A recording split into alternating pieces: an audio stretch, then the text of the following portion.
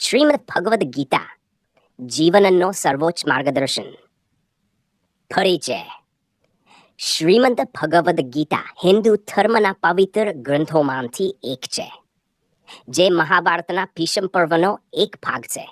આ પવિત્ર ગ્રંથમાં 46 શ્લોકો છે અને તે 12 અધ્યાયમાં વિભાજિત છે.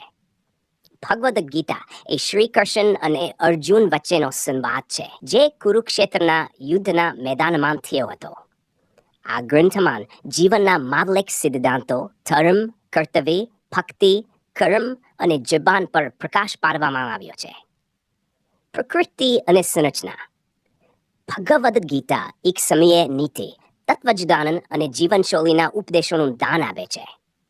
તે માત્ર એક આધ્યાત્મિક ગ્રંથ જ નથી, પરંતુ તે વ્યાવહારિક જીવનમાં માર્ગદર્શન અને ઉન્નતિ માટેના માર્ગોનું દર્શન પણ કરે છે.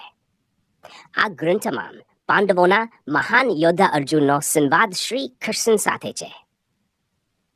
આ સંવાદ દરમિયાન અર્જુન તેના મનમાં ઉદ્ભવતા પ્રશ્નો, સંકટો અને સંઘર્ષોને લઈને શ્રી કૃષ્ણની શરણમાં જાય છે. શ્રી કૃષ્ણ તેને સંસારમાં પોતાના ધર્મના પાલન, કર્મયોગ, ભક્તિયોગ અને જીવનયોગ જેવા વિવિધ ઉપાયોનું માર્ગદર્શન આપે છે. અથાય અનુસાર વિરસે સૂચિ. યદ અર્જુન વેત્સાદ યોગ. અર્જુન કુરુક્ષેત્રના યુદ્ધમાં પોતાના સગા સંબંધી અને ગુરુ સામે યુદ્ધ કરતા વિમુખ થાય છે અને શંકા, શોક અને દુઃખમાં પડી જાય છે.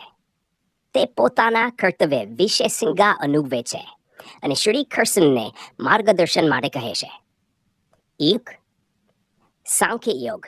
શ્રી કૃષ્ણ અર્જુનને આત્માનો અનંતત્વ, શરીરનો નાશવંત સ્વભાવ અને કર્તવ્યના પાલન વિશે સમજાવે છે. કર્મયોગ. આ અધ્યાયમાં શ્રી કૃષ્ણ કર્મ અને નિષ્કામ કર્મ વિશે સમજાવે છે. તે અર્જુનને માર્ગદર્શિત કરે છે કે નિષ્ઠાથી કર્તવ્યનું પાલન કરવું જોઈએ. તહેવાર. જીવન દરમિયાન કર્મ સંન્યાસી યોગ. આ અધ્યાયમાં શ્રી કૃષ્ણ જીવન અને કર્મના સંકલનને સમજાવે છે. જીવનથી પવિત્ર નથી અને જ્ઞાન દ્વારા જીવનને ઉન્નતિ મળે છે. આ કર્મ સંન્યાસી યોગ. આ અધ્યાયમાં કર્મ સંન્યાસ અને કર્મયોગના તત્વોનું વર્ણન છે.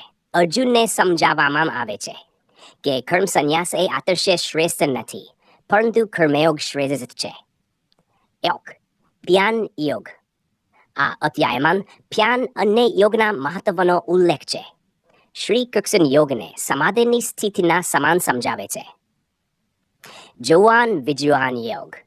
આ અધ્યાયમાં શ્રદ્ધા અને ભગવાનના સર્વવ્યાપક સ્વભાવનો ઉલ્લેખ છે.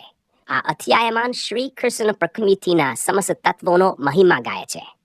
અક્ષર બ્રહ્મયોગ. આ અધ્યાયમાં શ્રી કૃષ્ણ અવ્યક્ત, અક્ષર અને બ્રહ્મનું વર્ણન કરે છે.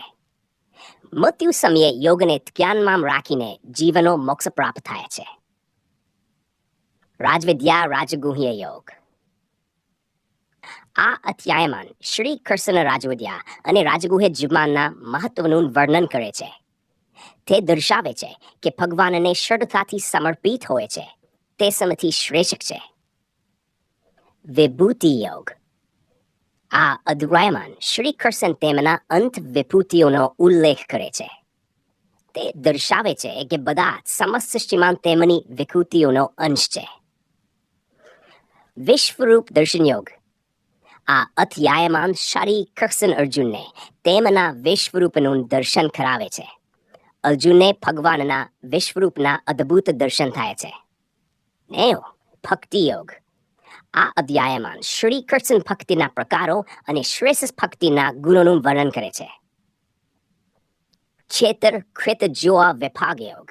આ અધ્યાયમાં શરીર દર્ભ અને આત્મા પ્રજ્ઞાનના ભેદ, આત્માના ગુણો અને પ્રકૃતિની વિખિન્ન તત્વોનું વર્ણન છે. સમાપન. ગુણત્રય વિભાગ યોગ.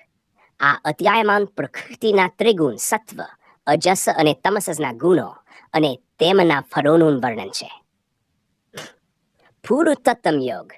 આ અધ્યાયમાં પુરુષોત્તમ ભગવાનનો મહિમા અને સૃષ્ટિમાં તેમનો સર્વવ્યાપી સ્વભાવનું વર્ણન છે. દૈવાસુર સંપદ વિભાગ યોગ. इस अध्याय में दैवी और आसुरी गुणों का विवरण है। अर्जुन को दैवी गुणों के पालन और आसुरी गुणों से दूर रहने की सलाह दी गई है। श्रद्धा त्रिविभाग योग। इस अध्याय में श्रद्धा के 3 प्रकारों का वर्णन है, सात्विक, राजस और तामस। मोक्ष संन्यास योग। यह अध्याय गीता का अंतिम अध्याय है, जिसमें श्री कृष्ण ने संन्यास, कर्मयोग, ज्ञान योग और भक्ति योग का समन्वित उपदेश दिया है। भगवद गीता का महत्व। भगवद गीता सभी युगों और सभी देशों के लोगों द्वारा अत्यंत सम्मानित किया गया है। यह मानवता के लिए एक अनमोल उपहार है, जो जीवन में दिशा देने और सही मार्ग पर चलने के लिए अद्वितीय ज्ञान प्रदान करती है। गीता का संदेश सभी युगों के लोगों के लिए प्रासंगिक है। ये जीवन के विभिन्न क्षेत्रों में मार्गदर्शन करती है, चाहे वह व्यक्तिगत हो, सामाजिक, धार्मिक या आध्यात्मिक। गीता में दिए गए उपदेश मानव जीवन की अनिवार्यता है और उन्हें अपनाने से व्यक्ति जीवन में समृद्धि और शांति प्राप्त कर सकता है। गीता के अनुसार जीवन का उद्देश्य आत्मा को जानना और भगवान से जुड़ना है। इस दुनिया में हर व्यक्ति को अपने कर्मों का फल मिलता है और उसे अपने कर्तव्यों का पालन करना चाहिए।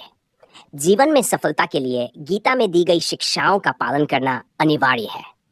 उपसंहार। श्रीमद् भगवद गीता एक दिव्य ग्रंथ है, जो जीवन के हर पहलू में मार्गदर्शन और प्रेरणा प्रदान करता है। यह न केवल भारतीय संस्कृति का महत्वपूर्ण हिस्सा है, बल्कि यह मानवता के लिए एक अनमोल धरोहर है। गीता का अध्ययन और उसमें दिए गए उपदेशों का पालन करने से व्यक्ति जीवन में शांति, समृद्धि और सफलता प्राप्त कर सकता है।